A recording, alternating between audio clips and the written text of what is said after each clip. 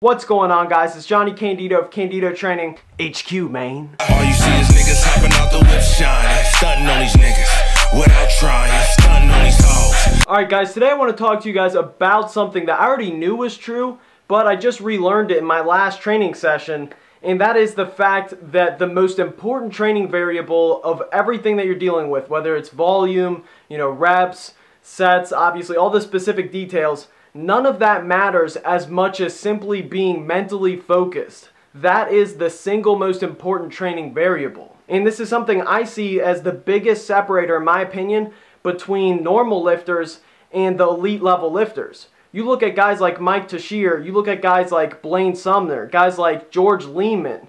Every single set they're doing that's dealing with heavy weights, you see how focused they are. And they have different ways of getting focused. Mike Teixeira is pretty quiet. George Lehman might be, crying, thinking about terrible thoughts.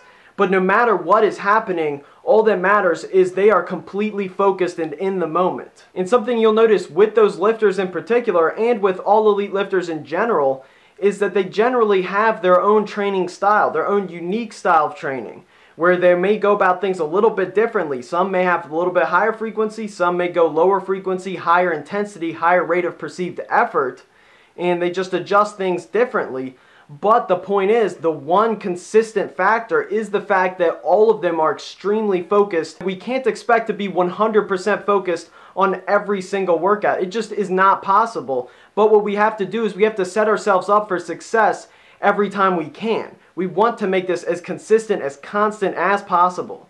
So in my last workout, this is why I was reminded about this, because in the start of the week, I squatted 405 for a 10 rep max set. And you see here on the last rep, although the technique was a bit off, the speed was very good.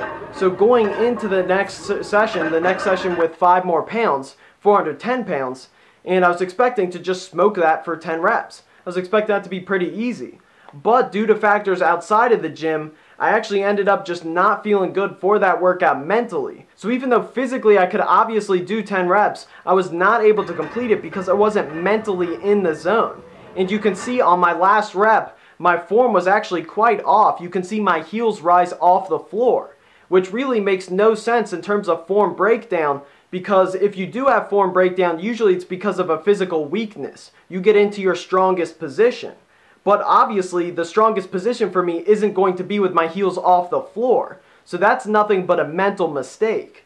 And that's what you see is with people with technique issues, a lot of times they're just talking with their friends in their workouts. They're just kind of hanging around and they're not focused. So then you have those little errors. And those errors, the stronger you get, those really add up. So besides the fact that I want to emphasize how focused you should try to be for every single workout, another point to this video is the fact that on those days where you're just not really into it, you're not mentally in the zone, to know how to handle it. Don't beat yourself up over the fact that you just weren't able to perform in that one workout. And know how to implement the concept of autoregulation, which is basically just modifying your workout to how you're feeling on a particular day. Know how to use that even within a structured program.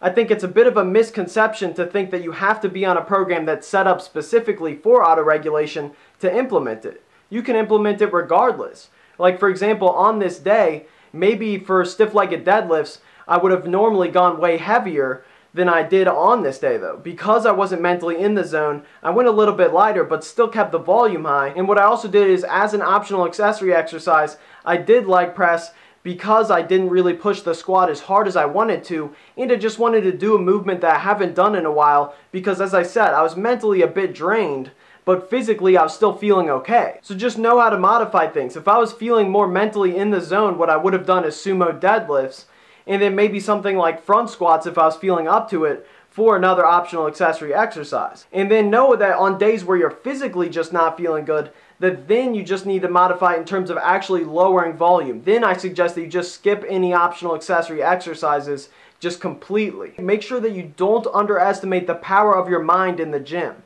That's it, guys. Make sure to like the video, support the channel, subscribe if you haven't already, and thanks for watching, guys. Peace!